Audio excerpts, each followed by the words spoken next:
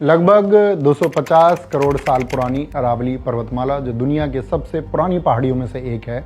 ये वो धरती है जिसकी गोद में भगवान कृष्ण ने अपना बचपन बिताया, गायें चराई हैं और लीलाएं रची हैं। अरावली पहाड़ी वो दीवार है जिसने सदियों से थार के रेगिस्तान को दिल्ली और उत्तर भारत की हरी भरी बस्तियों को निगलने से रोका है। गुजरात के खेड़ ब्रह्मा से शुरू होकर राजस्थान और हरियाणा को पार करती हुई दिल्ली की रायसीना हिल्स यानी कि राष्ट्रपति भवन तक लगभग 692 किलोमीटर लंबी यह पर्वतमाला सिर्फ पत्थरों का ढेर नहीं है।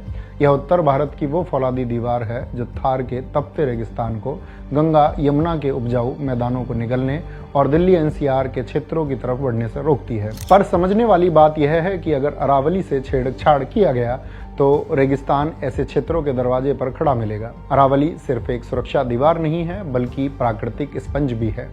जानकार बताते हैं कि इसकी हर एक हेक्टेयर जमीन हर साल करीब 20 लाख लीटर बारिश का पानी पीती है और उसे जमीन के नीचे फिल्टर करके आपके नलों तक पहुंचाती है। यह गुड़गांव और फरीदाबाद जैसे शहरों के लिए सबसे बड़ा और सबसे महत्वपूर्ण प्राकृतिक ग्राउंड वाटर रिचार्ज जोन है।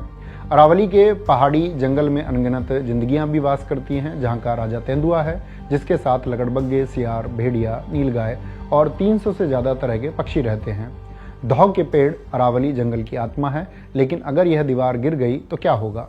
पेड़ पौधे, पशु पक्षी तो खत्म होंगे ही। दिल्ली एनसीआर और राजस्थान के जयपुर, अलवर, उदयपुर जैसे बहुत से शहरों का भूजल का स्तर, जो पहले से ही पाताल में जा चुका है, पूरी तरह सूख जाएगा। जो थोड़ी बहुत नाम मात्र की स्वच्छ हवा आज दिल्ली और एनसीआर के क्षेत्रों को मिलती है, फिर वह हवा भी हवा नहीं रहेगी, बल्कि राजस्थान के थार रेगिस्तान की उड़ती हुई रेत होगी। हम डस्ट बाउल में तब्दील हो जाएंगे। यह सिर्फ जंगल या पहाड़ कटने की बात नहीं है, यह पानी और सांसों के अकाल की बात है। पर अफसोस, इस जीवन रक्षक अरावली को हम इंची टेप से नाप रहे हैं। 20 नवंबर 2025 को सिस्टम ने एक नई परिभाषा बनाई कि अब अरावली पहाड़ी का हिस्सा वही पहाड़ी मानी जाएगी जो 100 मीटर से ऊंची है। सुप्रीम कोर्ट ने इस नई परिभाषा पर मोहर लगने के बाद फॉरेस्ट सर्वे ऑफ इंडिया और एक्सपर्ट्स का कहना है कि इस नियम की वजह से राजस्थान की 99% से ज्यादा अरावली रेंज कानूनी सुरक्षा से बाहर हो जाएगी। मैं आपकी जानकारी के लिए बता दूं कि पूरे अरावली रेंज का लगभग 80% हिस्सा राजस्थान के भूभाग पर फैला हुआ है, जिस वजह से राजस्थान में 1,07,000 से ज्यादा अरावली पहाड़ियां हैं, जिनमें से केवल 1048 पहाड़ियां ही 100 मीटर से ऊंची हैं और इनमें भी सबसे ऊंची अरावली पहाड़ी गुरु शिखर है, जो माउंट आबू पहाड़ी पर स्थित है और 1722 मीटर ऊंची है। अगर यह 100 मीटर वाला नियम नहीं हटाया गया तो हजारों साल पुरानी लाखों पहाड़ियां और जंगल सिर्फ रियल एस्टेट की जमीन बन जाएंगे, जहां अंधाधुंध माइनिंग होगी, पेड़ काटे जाएंगे और पर्यावरण को तहस नहस किया जाएगा। इस सिस्टम का कैसा खेल है?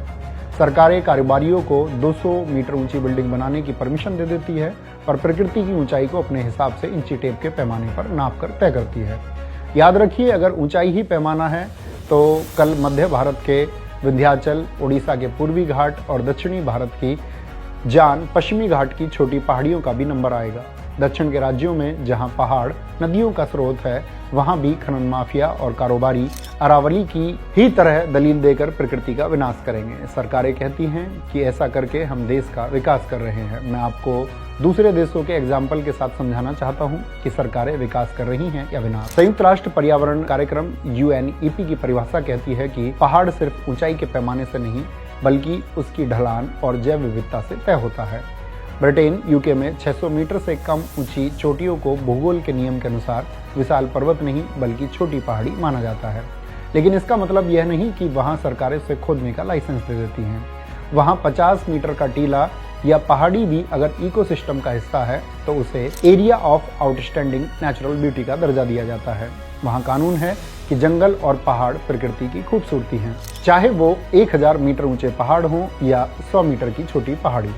जर्मनी के ब्लैक फॉरेस्ट को वहां की सरकार सिर्फ जंगल नहीं बल्कि राष्ट्रीय विरासत, नेशनल हेरिटेज मानती है। वहां आर्थिक मुनाफे के लिए प्रकृति से छेड़छाड़ नहीं किया जाता। न्यूजीलैंड के वांगानुई नदी और उसके आसपास के पहाड़ों को सरकार ने कानूनन एक जीवित व्यक्ति का दर्जा दिया है, यानी अगर आप प्रकृति को चोट पहुंचाते हैं तो कानूनन यह वैसा ही अपराध है जैसे किसी इंसान को चोट पहुंचाना। हमारे पड़ोसी भूटान को देखिए, उनके संविधान में लिखा है कि देश का 60% हिस्सा हमेशा जंगलों से ढका रहेगा। वहां पहाड़ काटना विकास नहीं बल्कि राष्ट्र के अस्तित्व पर हमला माना जाता है। नॉर्वे और स्वीडन जैसे देशों में सरकारों ने no net loss of nature की नीति अपनाई है। अगर विकास के लिए एक पेड़ कटता है तो उससे कई गुना ज़्यादा पेड़ों को लगाना अनिवार्य है। अगर ये देश विकास की दौड़ में दौड़ते हुए भी अपने नदियों, जंगल और पहाड़ों को बचा सकते हैं तो भारत क्यों नहीं।